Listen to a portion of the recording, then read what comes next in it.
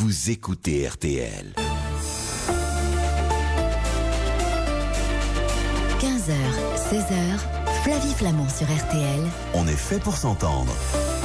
Bonjour à toutes, bonjour à tous. Merci d'être avec nous. Soyez les bienvenus sur RTL, bien évidemment, qui a posé ses valises au Mondial de l'Automobile, porte de Versailles à Paris, hall 2-2, où vous êtes de plus en plus nombreux, justement, à nous rejoindre. Un petit coucou, justement, à tous ceux qui sont devant notre studio. Merci d'être avec nous et de nous accompagner en direct jusqu'à 16h sur RTL. J'espère donc que vous avez passé un bon week-end et que, comme nous, vous abordez cette nouvelle semaine avec enthousiasme et l'envie de vous faire entendre sur cette antenne. Pour ce faire, 3210 sous les réseaux sociaux. Allez, en voiture, Simone, un peu d'humour pour commencer cette émission au Mondial de l'Automobile.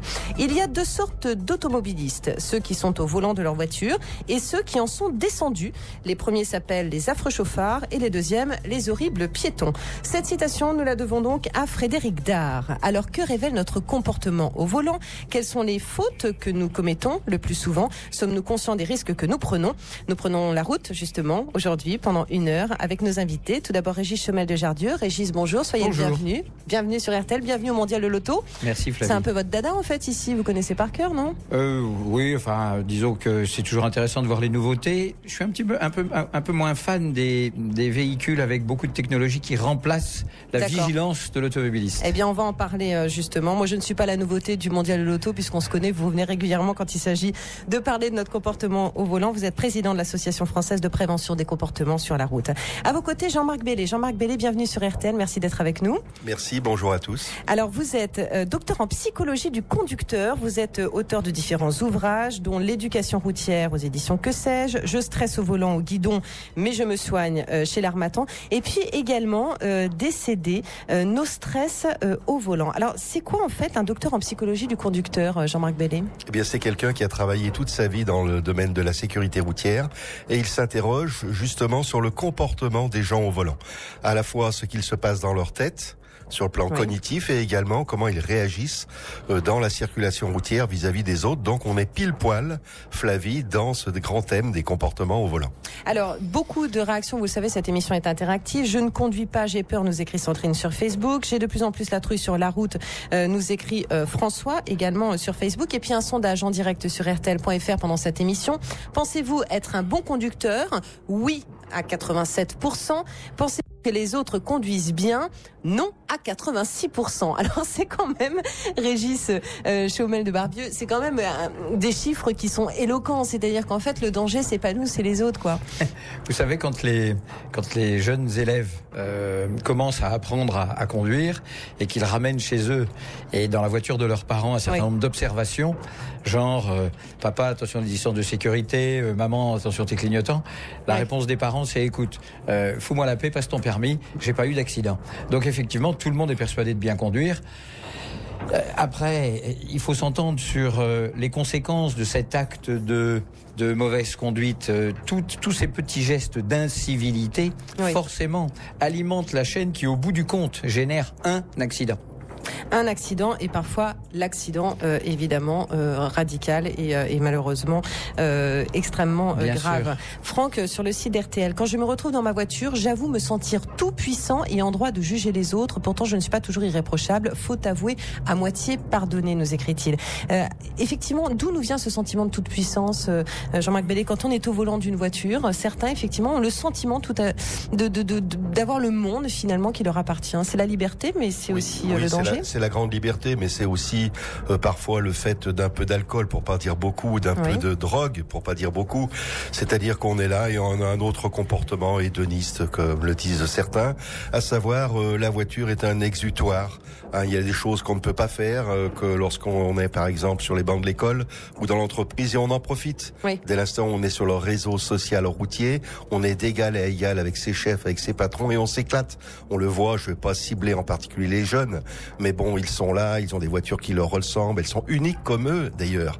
Il y a qu'à voir le monde du tuning, où les bagnoles sont nickel, aussi bien à l'intérieur, sous le moteur et partout. Et donc, ils se permettent le luxe sur la route de bafouer non seulement la réglementation routière, mais également le mépris des autres conducteurs.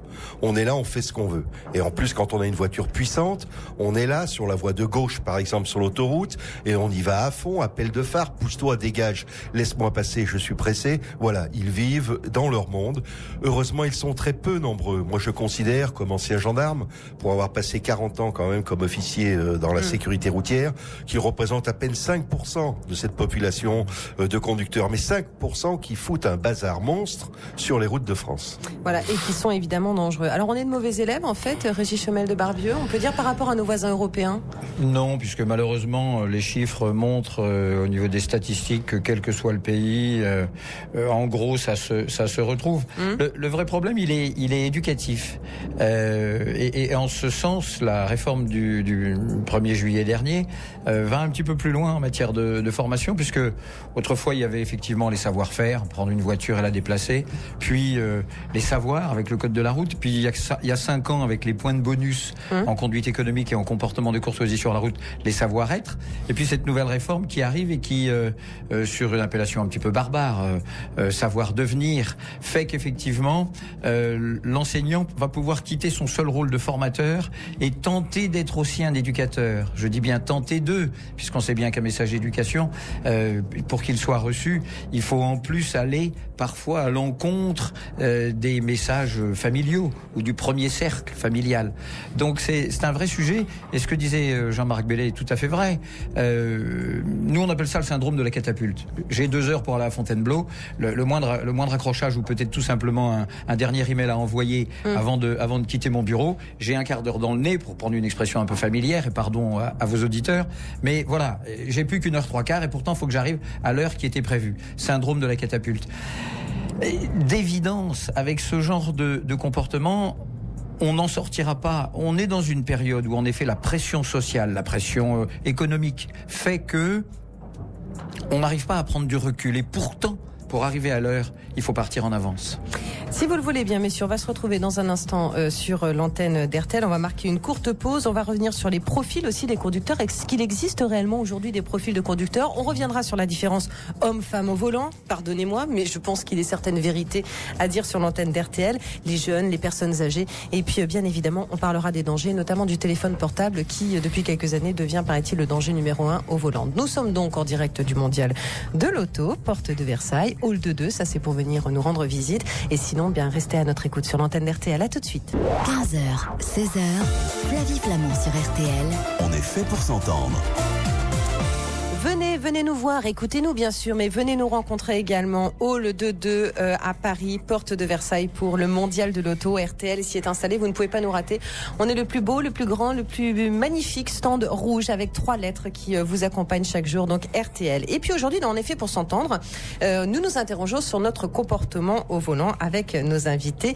Le président de l'Association française de prévention des comportements sur la route, Régis Chomel de Jardieu, et également le docteur en psychologie du conducteur, Jean-Marc Bellet. Et avec vous, messieurs, nous nous interrogeons. Donc, nous faisons une sorte de, allez, on va dire une introspection, parce qu'on est tous concernés. Pourtant, on a le sentiment que le problème vient toujours des autres. Alors, je voudrais savoir, parce que on a un message de Sandra sur le site RTL qui nous écrit: je ne comprends pas pourquoi nous devenons limite odieux et je m'en foutiste au volant alors que notre vie est en jeu.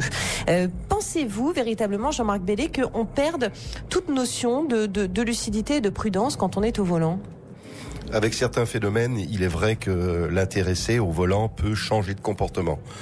On le voit tout particulièrement avec le modèle, si j'ose dire, du chef d'entreprise, qui est le bon papa, très près de ses employés, de ses ouvriers, toujours le mot juste avec. Et dès qu'il s'installe derrière le volant, ça peut devenir le parfait voyou, grossier et qui en veut à toute la terre. Donc je dis qu'en la matière, le véhicule, que ce soit la moto ou la voiture, imprime un certain comportement au volant qui parfois est complètement différent. On peut être le père de famille, sage et tranquille, respectueux de tout en famille, et puis lorsqu'on est derrière le volant, faire n'importe quoi. Donc c'est vraiment peut-être la difficulté de la conduite, ou bien lorsqu'on n'est pas capable de gérer cette conduite automobile, que finalement on se livre à faire n'importe quoi sur la route. Voilà, et ça vaut pour les femmes aussi. Hein. Il y a des femmes qui sont très calmes et qui tiennent des furies au volant. Mais Flavie, c'est vrai pour les femmes, mais depuis très peu de temps. Ah bon, pourquoi? Je prends par exemple dans les filets de la gendarmerie, ça fait que quelques années, finalement qu'on a du personnel féminin 30-35 ans qui se fait prendre pour de l'alcool, de la drogue, de la très haute vitesse, le pied lourd. En revanche, jusqu'à présent, c'était le lot particulier des hommes qui se laissaient aller à ces fantaisies, ces plaisanteries sur la route. Régis Chemel de Barbier. Non mais c'est vrai, on raille souvent la conduite des femmes. Oui, alors visiblement, ça n'est pas aussi clair qu'il y a quelques années où les femmes étaient meilleures conductrices en réalité que les hommes. Alors en réalité, les femmes n'ont jamais été meilleures conductrices. Mais on a toujours... Attendez, j'ai des chiffres. Non, pardonnez-moi. On a toujours présenté la conduite féminine comme meilleure. Plus responsable. Mais ce qui a toujours été vrai, c'est que la femme a depuis toujours été absente des accidents à très grande vitesse. Le fameux 170 km/h. Absolument. Aujourd'hui, quand vous prenez la route, mais les femmes autant que les hommes téléphonent ou envoient des SMS, les femmes autant que les hommes transgressent les règles en ville parce que leur quotidien est devenu le même que celui des hommes. Sauf qu'à leur quotidien au travail s'ajoute leur rôle de mère de famille. Quand à la sortie du bureau, il faut en plus se précipiter chez l'orthophoniste, forcément, on anticipe sur cet espace-temps, on le rétrécit en envoyant un SMS, en téléphonant, et cette sagesse féminine de la mère de famille tend à disparaître, puisque nous sommes tous, on pourrait presque dire, la femme est un conducteur comme les autres. Très bien, Jean-Marc Bellé, qu'est-ce que vous en pensez, vous ? Non, pas du tout, Régis. Flavie, moi je dirais que la femme actuellement, aujourd'hui, en octobre 2014, c'est incontestable, j'ai fait des travaux assez pointus là-dessus, elle est numéro 1 en matière de gestion du risque routier. Je me demande, il faudrait que des collègues, physiologistes ou autres, puissent l'exprimer mieux que moi, mais je me demande si c'est pas inscrit dans ses gènes cette notion de sécurité. On le voit par exemple, quand elle est à l'auto-école, l'enseignant lui donne tous les grands principes pour conduire en sécurité, elle ne l'oublie pas. Alors que l'homme, au bout de 4 ans de conduite, il se fait son propre code de la route perso. Et c'est là que tout va mal. Est-ce que c'est lié au fait que la femme est également mère ou peut l'être, et il y a cette responsabilité des passagers la femme, tout simplement, elle demande qu'est-ce que c'est que ça ? Alors peu importe si elle est blonde, si elle est brune, c'est une voiture, ça fait la différence. Ça se conduit comme ça. Donc quelles sont les règles de sécurité ? Elle l'oublie pas. Ouais. Mais cette notion de sécurité, quand je dis que c'est elle l'a de façon intrinsèque quelque part, on le voit par exemple quand une femme attend un enfant, elle est là, elle le protège des coups, elle fait très attention à sa propre alimentation, elle dort suffisamment, elle évite l'alcool, la drogue et ainsi de suite. Et quand l'enfant est tout petit, c'est la veille donc dans la maison électrique alimentaire pour pas qu'il y ait de problème et sur le terrain de jeu. Donc la femme a naturellement cette notion très élevée de la sécurité et elle le rapporte de façon normale et classique à la voiture. Régis, quelque chose à rajouter ? Sans commentaire, sauf le vécu que j'ai avec mon auto-école, qui pourrait nous entraîner sur une conversation rien que sur ce sujet-là. Alors on va passer aux jeunes, si vous le voulez bien. Les jeunes, ils sont particulièrement exposés, évidemment, au risque routier. 18-24 ans, 26% des morts sur la route sont dus à l'alcool. Alors, ces jeunes, est-ce qu'il est assez de messages de prévention aujourd'hui ? Est-ce que les jeunes sont aussi irresponsables qu'avant ou aussi responsables qu'avant ? Je ne sais pas de quel côté justement le prendre. Ils sont en tout cas de mieux en mieux formés, puisque la toute dernière réforme, en effet, tout à fait, du mois de juillet, tend à faire des enseignants des éducateurs. Alors c'est pas forcément facile, c'est vrai, mais il y a une chose qui est certaine, c'est que expliquer la règle, expliquer la raison de la règle, fait que forcément celle-ci imprègne mieux le futur conducteur. Après reste la différence garçon-fille. Il est évident que au bout d'un certain moment, les garçons s'affranchissent parce qu'ils ont une capacité à mieux réagir aux risques soudains qu'ils provoquent ou qui se présentent sous leurs yeux. Mais on peut dire en tout cas que les réformes vont dans le bon sens, et comme en plus avec la réforme qui concerne les examinateurs, il va y avoir beaucoup plus de jeunes formés chaque année. Le sentiment d'impatience qui habite tous ces jeunes en formation va pouvoir petit à petit se réguler avec le temps. Voilà, Jean-Marc Bellé, vous pourrez rebondir dans un instant en direct sur l'antenne d'RTL. Ce que je vous propose, c'est qu'on marque une courte pause. N'hésitez pas à nous joindre, à participer à notre conversation sur les réseaux sociaux. Nous sommes donc au Mondial de l'Auto et on vous retrouve tout de suite sur l'antenne d'RTL. Flavie Flamand sur RTL. On est fait pour s'entendre.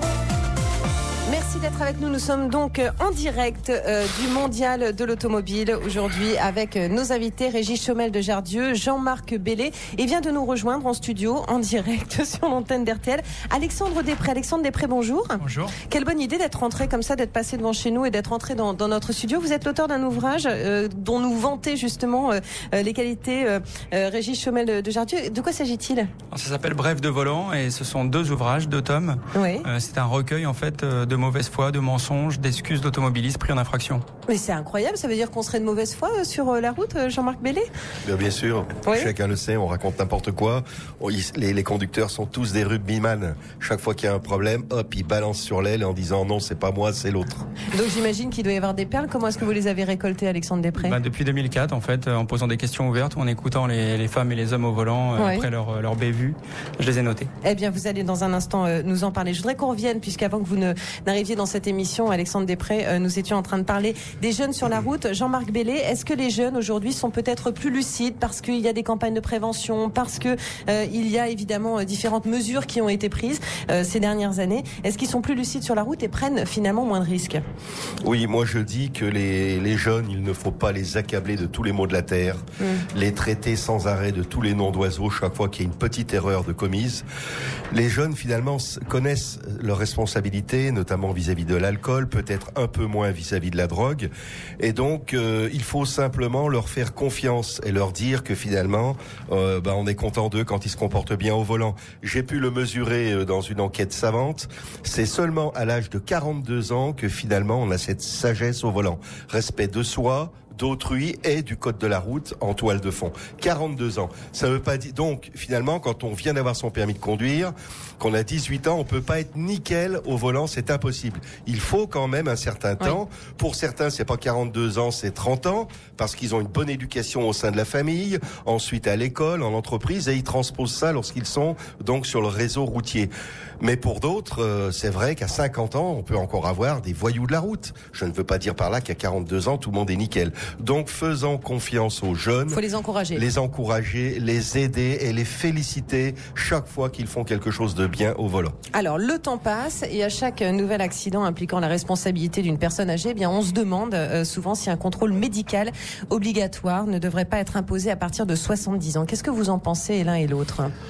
Je crois Régis. que plutôt qu'un contrôle médical, il serait judicieux de mettre en place en matière de formation continue, formation tout au long de la vie, un système qui, comme dans certaines entreprises, j'ai à l'esprit EDF qui depuis 10 ans a diminué l'accidentologie pour ses 120 000 collaborateurs de 50%, simplement en envoyant 3000 salariés chaque année, en l'occurrence chez Belle Toise Évolution, pardon de le citer, mais c'est tout simplement parce qu'effectivement il est totalement anormal que de 18 ans à 88 ans, contrairement à tous les autres métiers, toutes les autres qualifications, une fois que vous avez votre permis, c'est fini.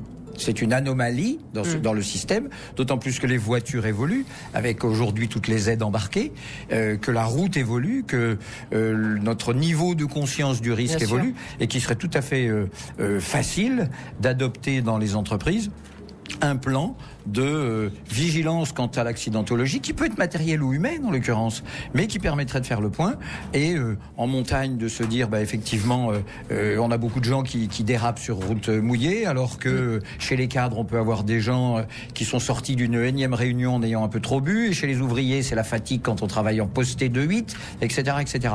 De manière à remédier à ce problème du drame de la route, simplement par un renforcement tout au long de la vie.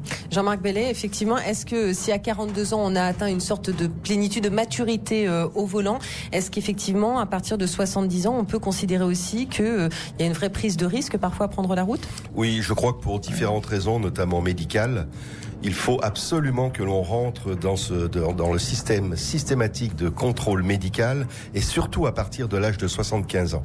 Il faut savoir que toutes les facultés cognitives à partir de 45 ans, donc c'est très jeune, ça commence déjà à décliner.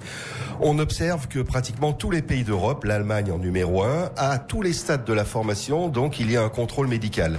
Les Anglais, chacun sait que chez eux, la deuxième personne dans un véhicule, on pourrait comparer ça à la conduite accompagnée chez nous, eh bien elle peut conduire un véhicule sans permis de conduire. On lui demande qu'une chose, avoir un certificat médical pour conduire le véhicule automobile.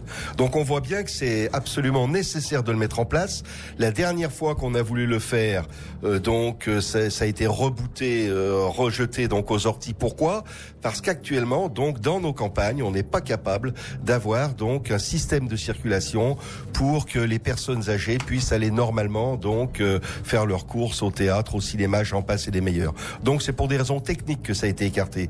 Mais je vous fiche mon billet que 75 ans, on y viendra vite. Il le faut absolument. En tout cas, il n'y a pas d'âge pour être de mauvaise foi. Il n'y a pas d'âge pour se confronter aux forces de l'ordre. Visiblement, Alexandre Després, et puis sortir parfois des arguments qui ne sont pas recevables, mais que vous avez notés dans votre ouvrage.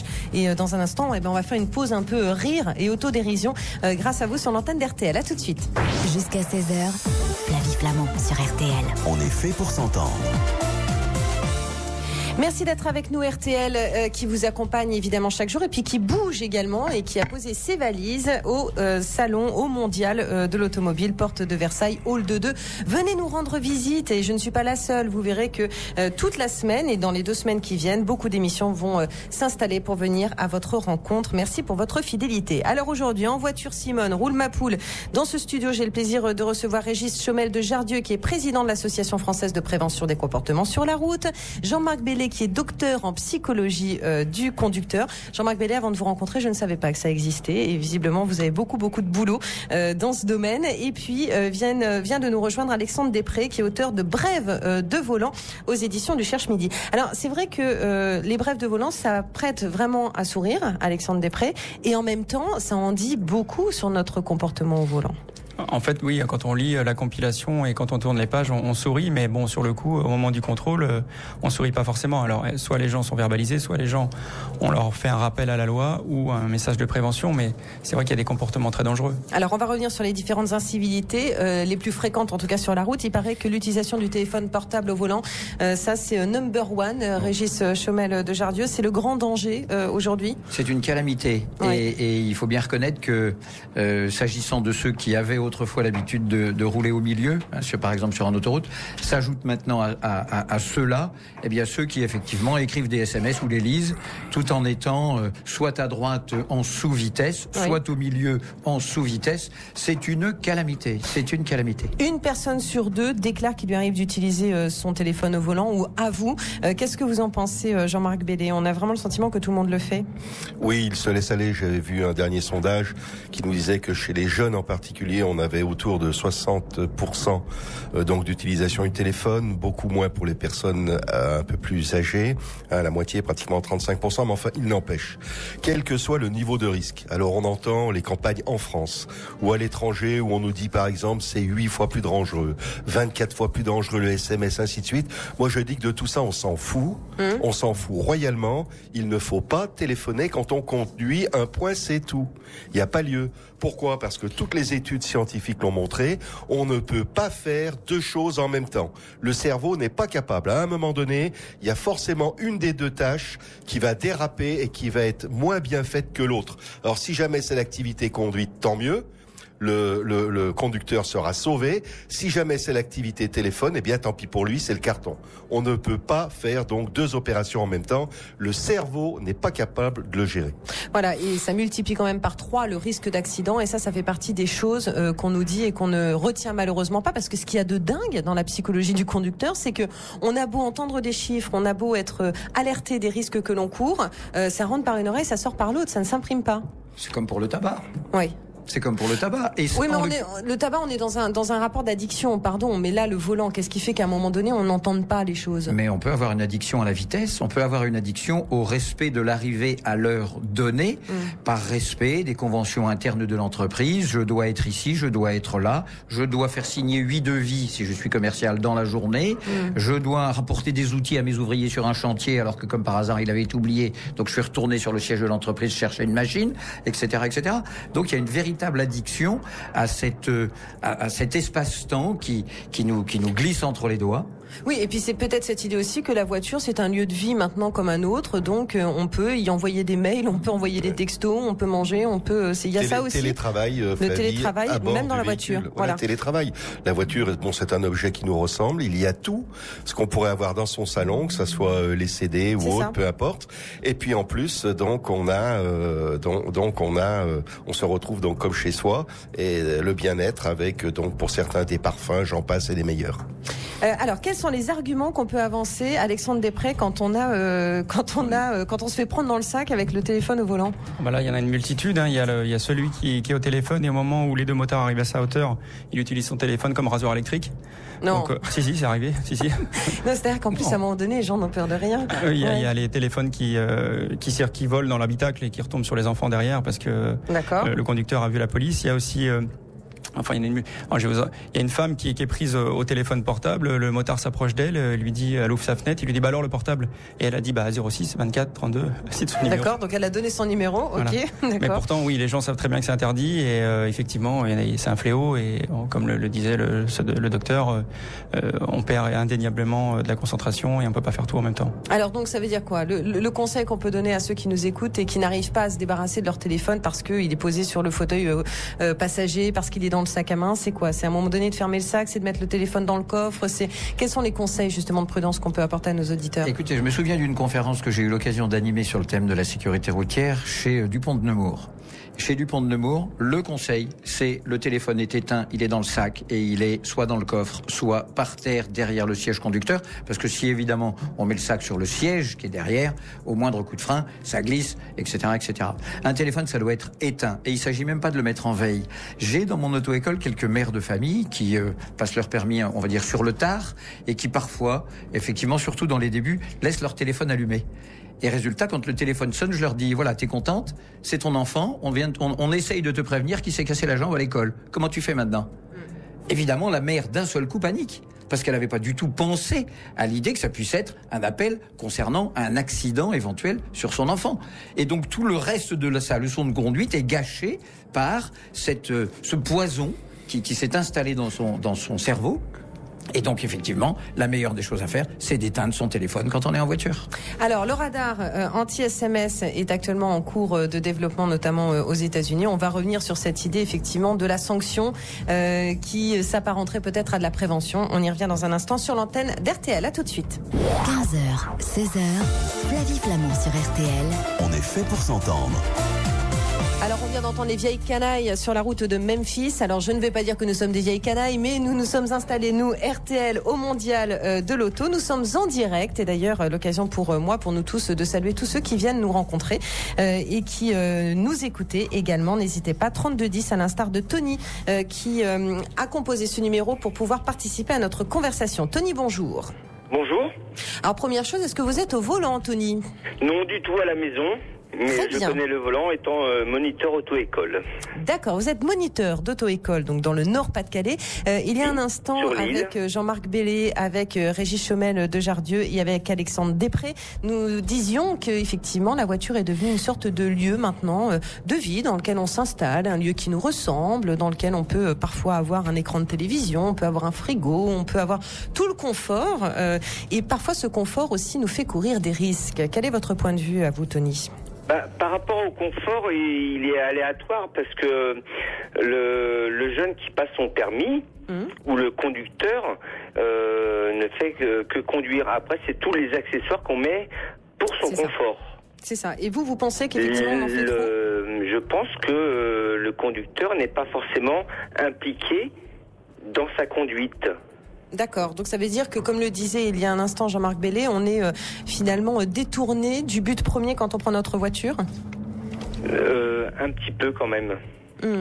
Quels sont selon vous les plus gros risques que l'on court, alors soit en prenant la route et que l'on fait courir aussi aux autres ? Alors ce sont, à mon avis, des gestes anodins.